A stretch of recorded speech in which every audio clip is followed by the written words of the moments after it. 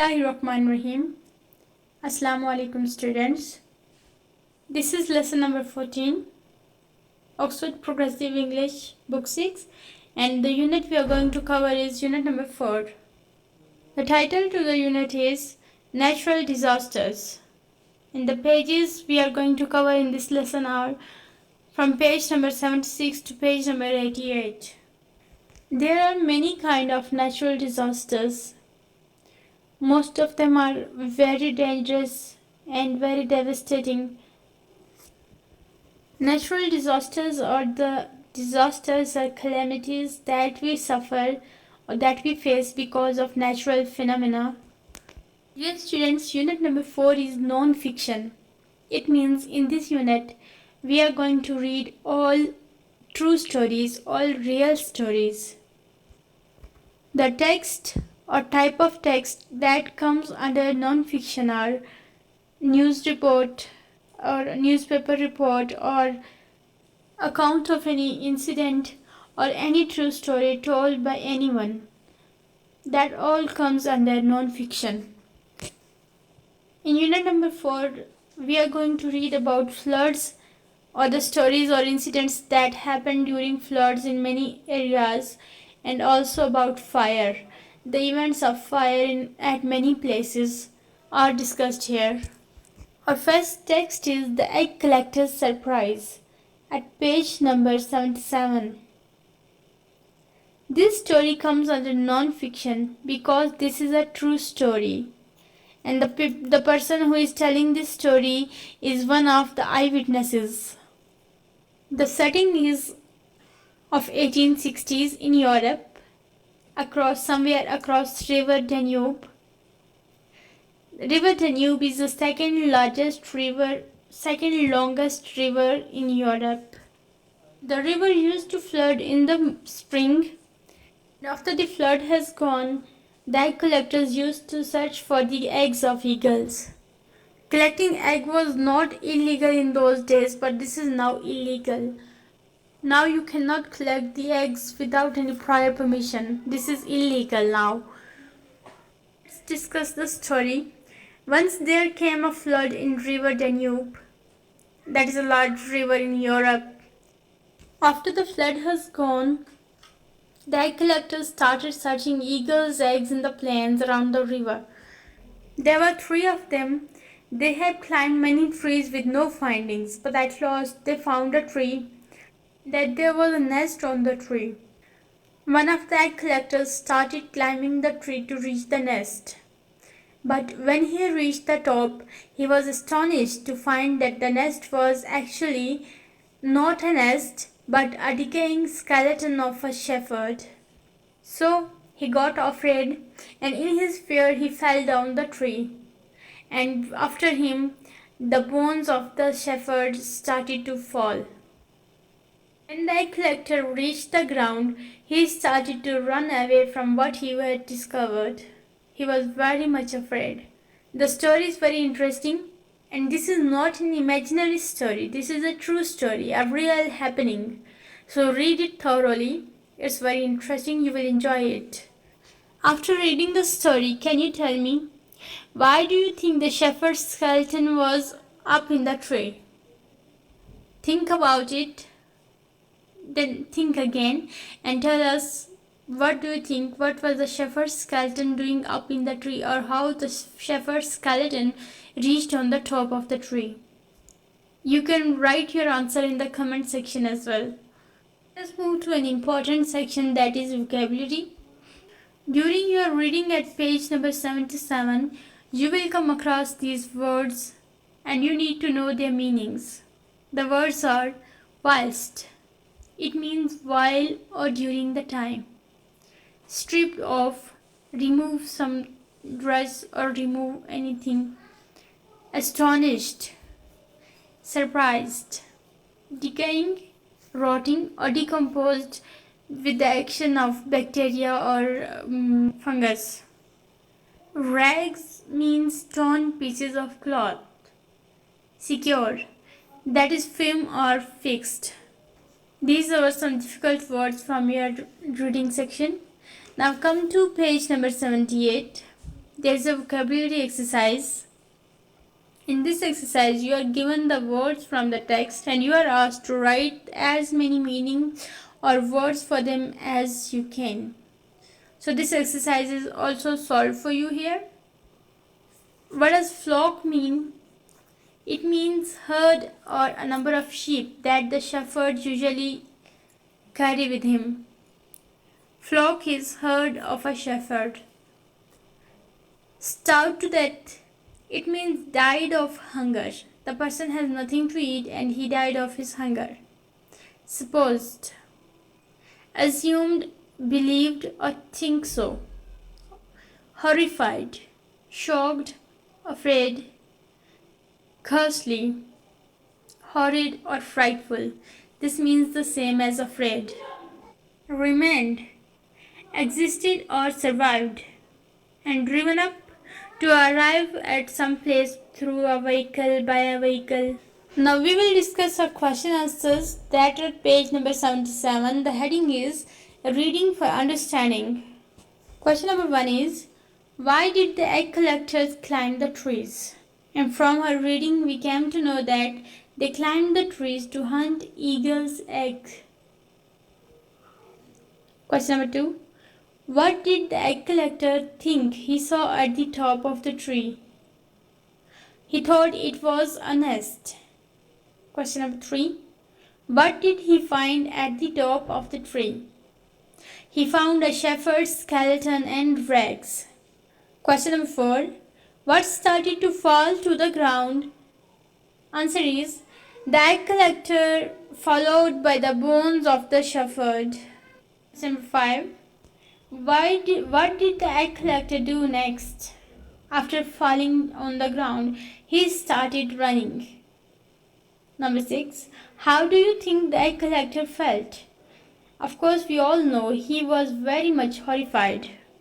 What you need to do, write these questions and answers on your notebook and also learn them by heart.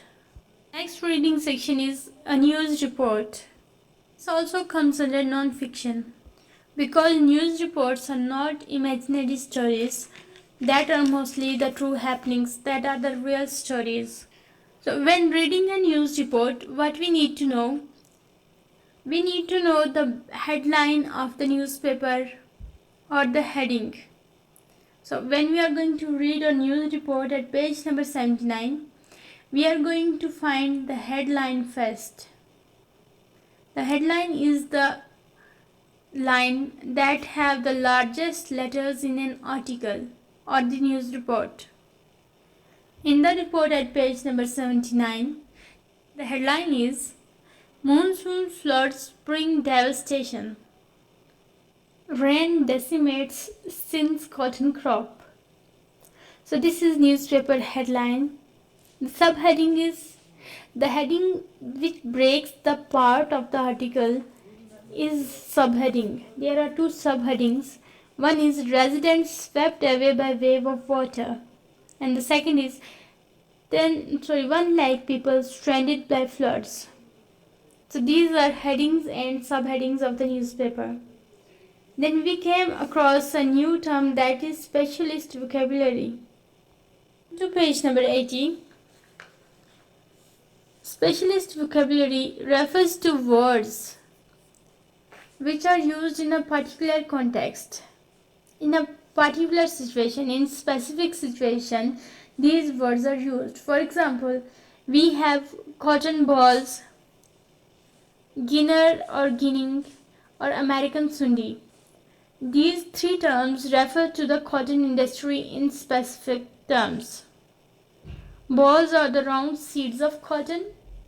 Guinea is the person who deals with cotton, and Guinea is the profession of dealing with cotton. And American Sundi is a type of insect that is related to cotton industry that destroys especially cotton industry. Now look at page number 79. Here you find a news report. Monsoon floods bring devastation. A rain decimates Sindh's cotton crop. So what does devastation mean? Devastation means destruction. So monsoon floods bring destruction, and rain destroys Sindh's cotton crop. Decimate is a specific term that means destruction on a large scale. So Sindh's cotton crop is destroyed altogether. That's why the writer used the word decimates. From our correspondent.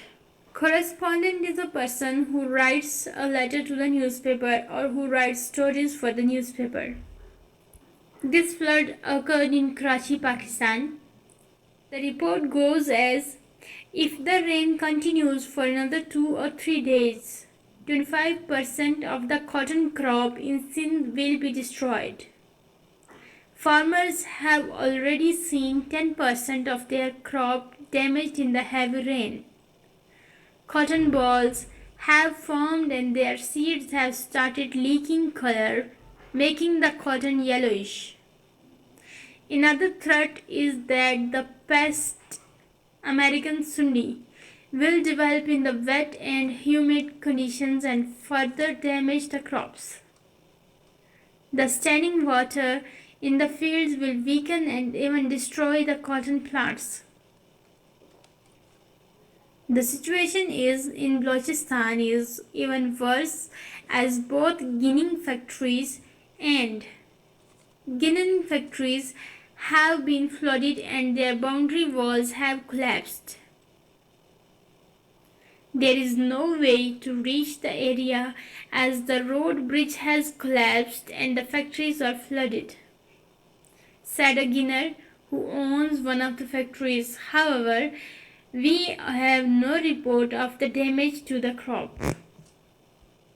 So we came across new words. Pest, that is a mold that destroys crops. And humid mean moist, in which moist conditions are humid conditions. In those conditions, the pests usually develop. The new word is collapsed. It means fell to the ground. The next two subheadings, residents swept away by wave of water and 1 lakh people stranded by floods. So you have to read it yourself, find the new words, learn their meanings. The words that you are going to find difficult in these readings are swept through. It is used for water sweeping through, moving quickly through some place. Screaming, shouting. Swept away. Swept away means something is drowned in the flood water. Ruined, destroyed. Channel. Channel is a canal made for the drainage. Meteorological. That is a department or office that is related to weather conditions, that deals with the weather conditions. Stranded, caught in water. Stranded means something is caught somewhere, something is imprisoned at some place. Desperate, feeling hopeless. Our next reading section is traditional folk story from China. So now tell me, what is a folk story? This is a kind of traditional story, or this is a kind of story that is related to tradition or the people of specific place. Folk stories are the stories that move from generation to generation and are usually told by one generation to the other generation. The Yellow Emperor is the story from China. In this story, there is a character, the Yellow Emperor. That was one of the gods in ancient Chinese stories. So in this story, the god Yellow Emperor is very upset because people are doing wrong things or wicked things on the earth. So he wants to punish them so that they mend their way and become virtuous person. He decides that he should send flood rains to punish them. So he makes an in charge whose name is Kung Kung, who is a very hateful spirit of water. The Kung Kung is in charge of the flood rains. So he sends flood rains without mercy. These rains ruined the fields, destroyed the houses of people, and following these rains, the rivers flooded and destroyed everything. People have to move to hills and have to live like birds under trees. They have to live in the caves. They were forced to eat tree leaves to survive. Seeing all this terrible situation, a kind spirit whose name was Kun, who was the grandson of Yellow Emperor, he requested Yellow Emperor to forgive the human, but his request was rejected. So he also became desperate and gloomy and sad. This is the story, The Yellow Emperor, a very interesting story. Doing the reading of this story, you will enjoy, and of course you will enjoy, and you will be able to answer the questions very easily because this story is very easy and very interesting. So first do the reading of The Yellow Emperor's Flood at page number 81. For reading, you are helped out by giving a vocabulary set of vocabulary for you. The words are ancient, which means old, wrath, anger, all-consuming, destroying all in its path, wicked, bad, torrential, heavy rains, vindictive, spiteful or hateful, quagmire, that is wet and muddy place, we also call it swamp, flimsy, that is weak or easily destroyed, thatches, a roof of leaves or straws that usually people build on their huts, shivered, shake slightly, moaned. Moaning is making a low sound in pain usually. Dwellers, inhabitant or the person or the people who live at some place, dwellers. Surge. Surge is a rush in great wave. When tsunami comes, a flood comes, we use the word surge for water. The water surged. Mimicking, dangerous or threatening. Bark, the trunk of the tree. Brackish, spoiled by salt or salty water, like the sea water that we cannot drink. Plight, suffering. Plea, request. Distress, anxiety. Perplexed, puzzled or worried. So these are words and their meanings. What you need to do, go to page number 82. The heading, vocabulary. Look at it. It says, find the words and phrases in the text to match the following definition. You are given definitions from 1 to 9. For these definitions, you have to find the words in the reading section. But if you do this vocabulary that you have just discussed, you will be easily able to solve this exercise, vocabulary exercise. So take help from the vocabulary given in this video. Then let's move to our next section, reading for understanding, page number 82. There are 6 and very easy questions. One is, why did the Yellow Emperor send the flood rains? He sent the flood rains because he was angry at the wicked ways of men. Number 2, who was Kung Kung and what part did he play in the Yellow Emperor's plans?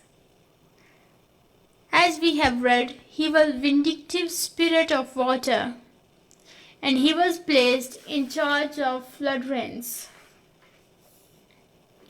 Number 3, what effect did the flood rains have on people's homes? As the effect of flood rains, holes appeared on the roofs of their huts. Question number 4, describe in detail some of the ways in which the desperate people fought to escape the floods. We have read that some of them took shelter in caves and some made nests on the top of trees. Number 5. What have you learned about Kun? So this is a question from you. You need to answer it. Question number 6. How did the owl know that something was causing Kun trouble? And how do you know that something is also wrong with the owl and the tortoise? As Kun was standing perplexed, alone, he was covered with sorrow.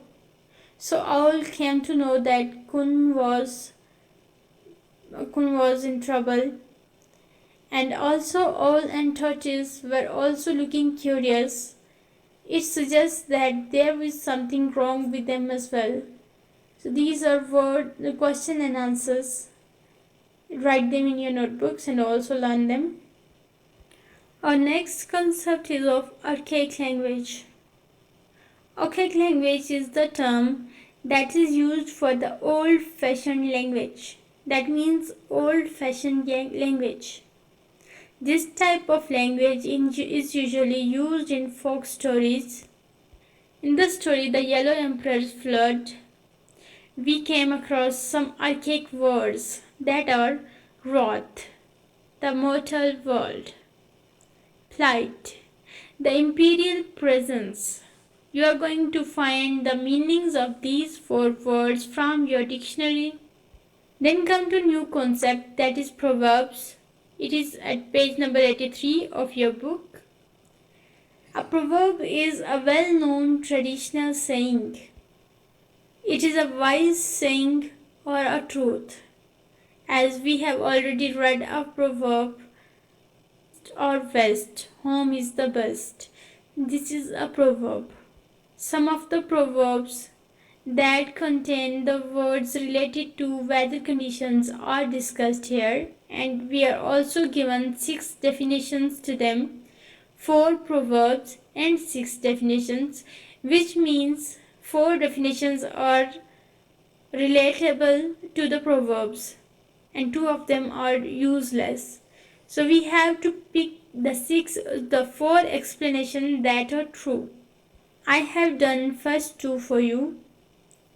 The first proverb is, hail brings frost in its tail. This proverb means when one bad incident happens or when bad time comes, it is followed by many other mishaps, many other misfortunes. As we used to say, सारी मुसीबतें एक साथ ही आ जाती हैं. So this is hail brings frost in its tail. Every cloud has a silver lining. The second proverb. Cloud has silver lining mean if there is a misfortune, however bad, don't worry, it has some good effect. So next to, lightning never strikes in the same place twice, and it never rains but it pours. Find their explanation below. Then let us move to our next reading section, page number 85. After floods, we have now moved to fire, and this is bushfire. To page number 85.